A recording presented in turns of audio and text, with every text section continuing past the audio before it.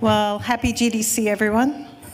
It's so great to be on this community panel with these guys. My name is Martine Paris. I'm a reporter for Pocket Gamer and Blockchain Gamer, as well as a bunch of other crypto sites. You might have read me in the FinTech Times or Modern Consensus or Hacker Noon. I'm so happy to be on this community panel today. It's one of my favorite things to talk about are the fans. And so joining us are Arthur Madrid from Pixowl. Madrid, is that right? Yeah. John Linden of Mythical, and Jeff Zirlin of Axie Infinity. And I think let's begin by you guys introducing your companies, your games, and how you're building your communities. Let's begin with Arthur. Hi, my name is Arthur Madrid. I'm running a company called Pixowl, and one of our game is The Sandbox, which is a user-generated content game that we launched on mobile 7 years ago, and now we decided to move it on the blockchain, like where basically players create their own element. It's we describe it as a kind of voxel Minecraft kind of game. And we found an amazing opportunity to use all the benefit of the blockchains for user-generated content game. I may get in more details after. All right. Hello, my name is John Linden. I'm CEO of Mythical Games. So we have basically a platform to kind of build out player-owned economies is really our focus.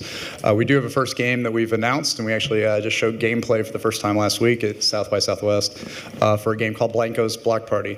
And it's somewhat sandbox, a little bit more. If you're Minecraft, I guess we're kind of going a little bit after the Roblox kind of community, a little bit with a much higher fidelity graphics, kind of a little Big Planet meets kind of a game engine that you can build off of. So I'm sure we'll talk more about that in a minute. Hey everyone, I'm Jeff. I'm on the Axie Infinity team. Axie Infinity is a game built on the Ethereum blockchain. It's kind of a Pokemon meets Tamagotchi meets Neopets. I think the core, a lot of us were players of kind of early kind of pet games on the internet like Neopets, and a fundamental issue that we encountered was, that there sometimes interesting secondary markets could kind of emerge around these games, but there was always a problem of having to PayPal people, and there being kind of this lacking element of trustless transactions. So that's one thing that we believe the blockchain has really added to our game. We have a really interesting secondary market. People have spent over $10,000 on individual Axies so far. So yeah, we've seen a lot of really cool stuff happening, and we also believe that the blockchain is kind of enabling collaboration between developers and players in a way that hasn't really been possible in the past. So yeah, excited to be on this panel. Jeff, how large is your community? Yeah, so right now there are around 1,800 people who own Axies. There are around 800 monthly active users of our game. Yeah, so far there have been around 2,500 ETH in secondary market transactions. I believe that's around $350,000. Yeah. When did you guys launch?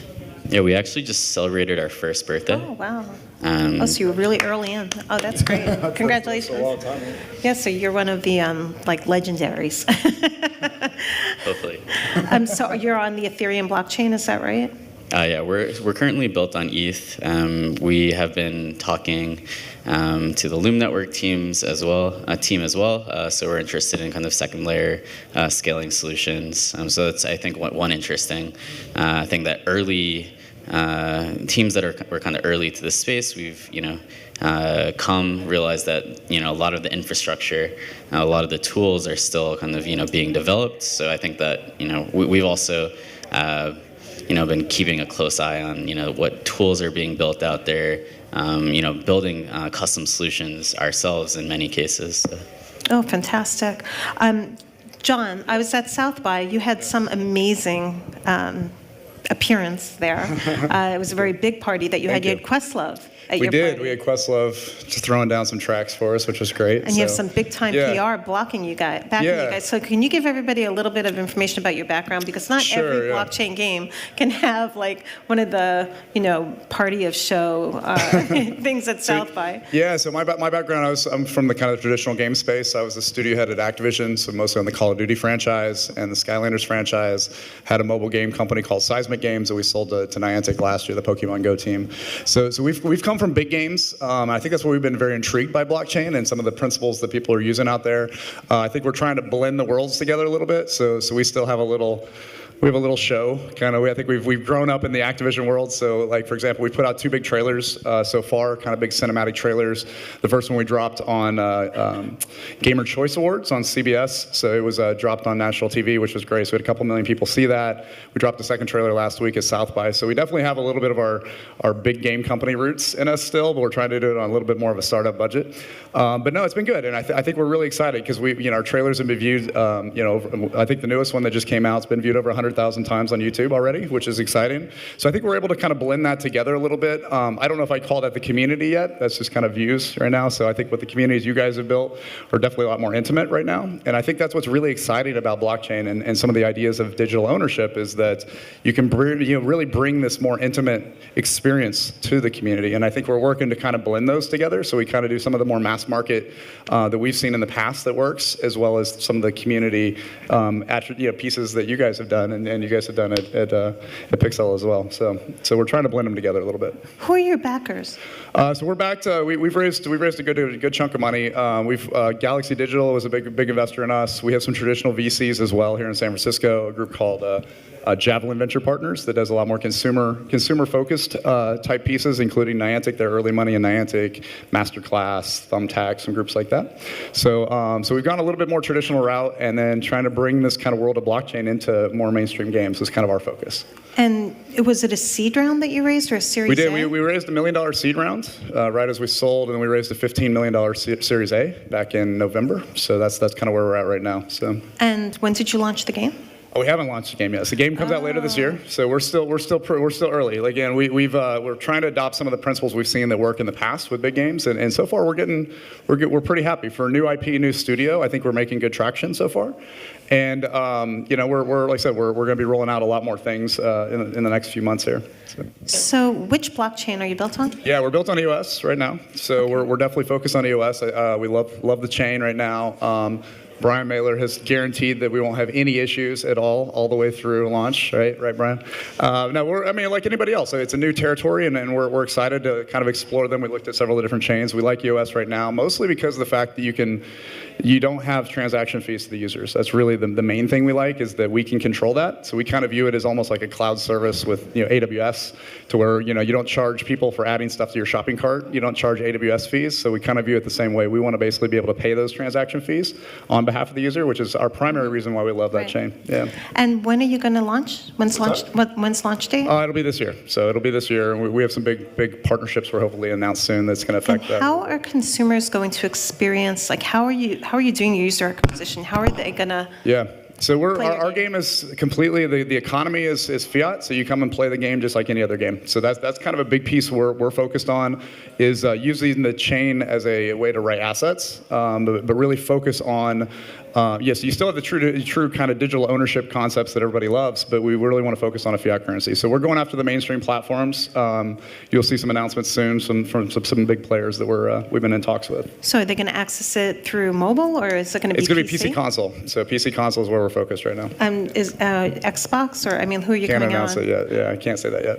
Okay, very interesting. So I have a question for you regarding non-fungible tokens. Yes. Is that like the major feature of the game, that your assets are interoperable with other games? Yeah, no, so it's not interoperable. We're focused on a couple things. One is around, the NFTs is very interesting. We've kind of introduced a new term we like called SFTs, or semi-fungible tokens. So we have a standard called D-Goods that we put out with some other great companies out here. And so we love that idea, mostly because it brings liquidity to players, right? I think that's an easy one to kind of get your head around. The big piece we're focused on, though, is around bringing content creators into the game, turning players into content creators, and bringing brands and influencers and that in as content partners. partners and letting them actually share in those economics of the game. We think that's a really fascinating place to be, and we think that's probably what drew us to this kind of tech space more than anything else as game developers, is the idea of really sharing that game economics over time and bringing in all these partners that can kind of start becoming part of the ecosystem. And these partners, I mean, the most exciting thing for me about blockchain is really the NFTs. So, I mean, Right.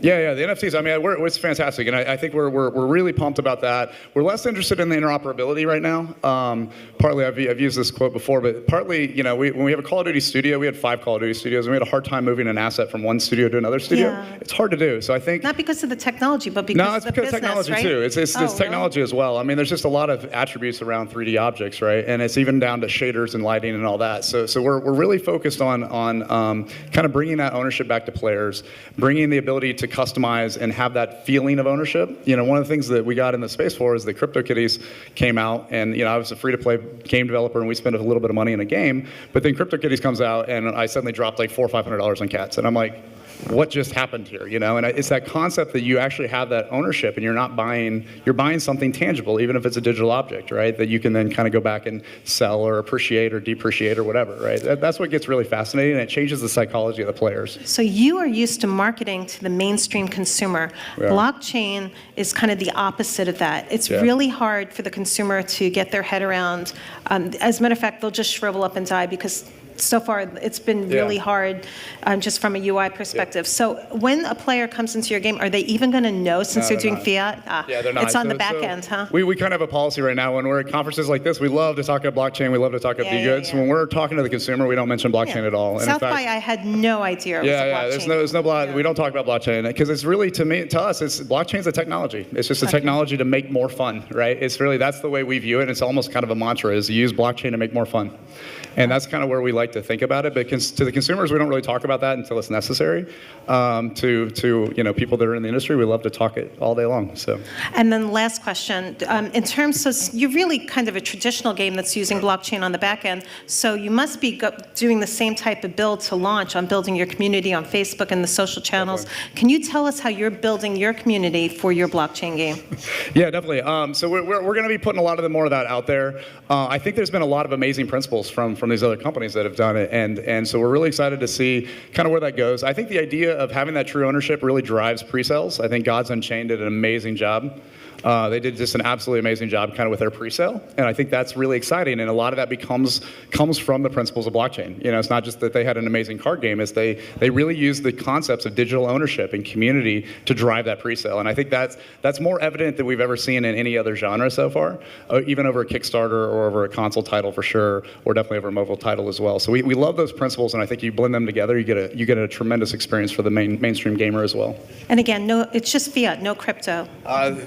In the primary market, it's just fiat. There could be some crypto in the secondaries. So. Okay, great. Well, Arthur, tell us a little bit about how you're building your community. Go a little deeper into how you're building your community at Pixowl. What are you guys doing in this space? So I think what we've been doing for the last 7 years, like the difference with maybe other blockchain games is like we are moving an existing mobile games that has been doing over 40 million installs on mobile, 70 million creation made by players over 250 days to 250,000 day use still on the mobile version. So the fact we have been able to build this amazing community the last 7 years, there is over 350,000 videos on YouTube showing creation of people, those pixel art, those pixel world made by players.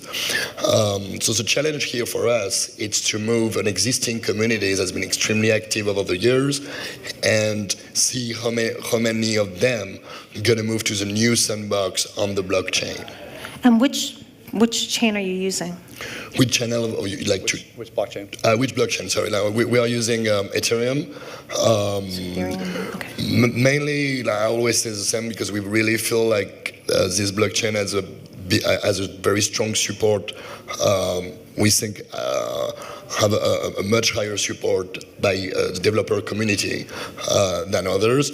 However, for gaming, I think like the very first games that's going to be able to reach 100,000 players, like also will drive, we may be able to change that at one point. Also, like the way I see all those blockchains. I think it's a little bit like Android, iOS, like kind of like portability, and I'm very optimistic about the fact that at one point it's going to be very easy to have games compatible on all those three chains, Tron, EOS, and Ethereum. Have you guys looked at Tron? Because with Tron's acquisition of BitTorrent, they have a base of 100 million users, and they're brilliant marketing. Sure. A lot of people believe that might be the path to mass adoption. What are your thoughts? Yeah, sure. I think like all those blockchains have like different benefits. Like Trons may have this access to BitTorrent, and Ethereum's may have like much more people owning Ethereum. Like and then EOS may have like amazing talent like John. So like you see, like it's may right now I think like each one have a pro and cons, and again I don't think there is any competition here. Like it's not, at least not my feeling right now. Okay, great. Jeff, your thoughts on Tron? You guys haven't mentioned Tron. So I kind of see blockchains as languages. So it's not necessarily, right, like the most efficient, the best language doesn't always win in a certain geographic location. And I guess that's what I would say is that, like, Tron has its own user base and its own community in a certain part of the world, I believe in China. And if you're looking to get into the Chinese market, it might make sense to talk to Tron. Same goes for EOS. I know that they're big in Korea, for example. So I think I see the future of blockchain gaming as interoperable with different chains. And I think as game developers, we just want to make the best products, and not let the kind of chain or the language issue, right, be a barrier. What advice would you give the developers in the audience in terms of building their communities? Yeah, so I think that if blockchain games are going to be successful, we as developers need to kind of harness the things that make a blockchain game fundamentally different from a mainstream game. I don't think it's necessarily just about taking a fun mainstream game, tokenizing the assets. We have to kind of think about these game economies, how they can be reorganized to really align the incentives of your players and the developers kind of on the same path. I think from in our game, what we've seen is that the retention rate of people coming into our ecosystem is incredibly high. Once the players feel like they truly have ownership of their items, and they're able to start making a profit playing your game, they really buy into the network. It in many ways becomes a kind of proto-social network, I think, is what we're seeing. I think we need to, as developers, need to be thinking about how they can kind of skew the incentive mechanisms within their game, within their network, by using the non-fungible tokens, or using the kind of like crypto rewards that are kind of unique to their game kind of loops, I guess. So. Your thoughts? So I have a little different opinion on it, but so the way I kind of view it is kind of back to what we've seen in mobile games. For example, if you look at a mobile game, a great mobile game, we did Marvel Life Strike Force, and some of the people were at the talk yesterday. We did Marvel Strike Force last year, which did just under $200 million in revenue. That came from about 5% of the users, right? So 95% never paid. And do we care about those 95? We absolutely do, right? Because they drive competition, they drive the ecosystem, they drive the competition and all that. That kind of goes into making those core loops work. And I think you have to do the same thing with the communities of a game that uses blockchain, right? There are speculations and speculators and traders, and you have to cater to that to some degree. But I do think the mainstream gamers are kind of left out of a lot of the current generation of blockchain games, and I think you've seen the same thing, right, with the mobile and all that, to where you want to cater to a bigger audience. So I think you have to kind of always, when you're designing your game loops, is you have to cater to, just like you would cater to the whale community, right, within mobile, you have to kind of cater to that blockchain enthusiast as well to to make sure they have something fascinating. But I do believe that big mainstream games will work on blockchain. In fact, I think you can add blockchain to almost any game in the entire world, and it'll actually work. In fact, we had a little bit of a debate saying, we used to say, well, everything but single narrative games. Like, yeah, there's no use for blockchain in single narrative games. And then our chief creative officer is like, dude, what if you had Zelda and everything was proved on the order of which it was found by the chain, and suddenly you can swap out those items after 1,000 or whatever. Suddenly Zelda becomes a big race around the world of everybody trying to get there first, even though it's a single player narrative game, right? So I think that the tech can be really applied to any game out there. I think it's how you attach it and what those core game loops to your game means. So I think you can't add blockchain to a game and make it successful. You have to have a successful game in the first place.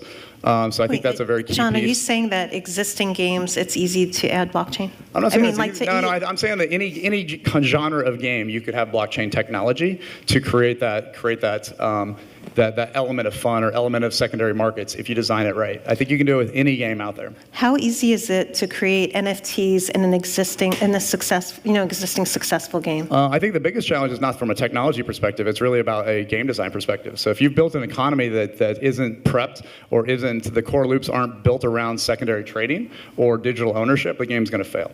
So I think you have to, thank you. I think you really have to design it that way. So you can't just not a bolt-on system. We view it as a palette of tools, right? Just like you'd have a physics engine or you have an animation pipeline, it's a set of tools that game designers and game creators can use, and I think blockchain should be one of those tools, right? I mean, the ultimate dream is to have the metaverse, right? Where we can all play with our, Pokemon can play in your game, right? Eventually, yeah. I think we're a long, long way out from that, personally. Oh, really? How long? But I just think, again, I think there'll be concepts and there'll be cool things you can do with authenticity and all that, but I think the idea of having one world that we all play in with our own assets that come from anybody, I think it's a challenge, right? And I think ultimately there'll be lots of metaverses, to be real honest, that people can play in. That's kind of my view. I don't think the Oasis is coming anytime soon. Okay, Arthur, do you want the last word? What advice would you give the devs in the audience? I really think the challenge here it's like for us is mixing speculators that's going to just use your game to make money and players like the standard players that wants to have fun, and in our case which the one we are targeting right now are creators. Like with game all those metaverse that you're mentioning, we really feel like players wants to create, and we really want to make them able to create their own NFTs. So the direction that Sandbox is taking right now is very exciting for us, to basically create a full game made by players, and every asset of the game is stored on the blockchain. And Sandbox, that has been created a long time ago, was really, I think, made for this. I think the same for Minecraft or Roblox. I think those games that are definitely a perfect game design to make players be creators, and being creators on the blockchains have much more benefits than being creators on a walled garden platform. Well, that's my last word. Well, these are exciting times. Thank you very much to our panel. Thank you. Thank you, guys. And,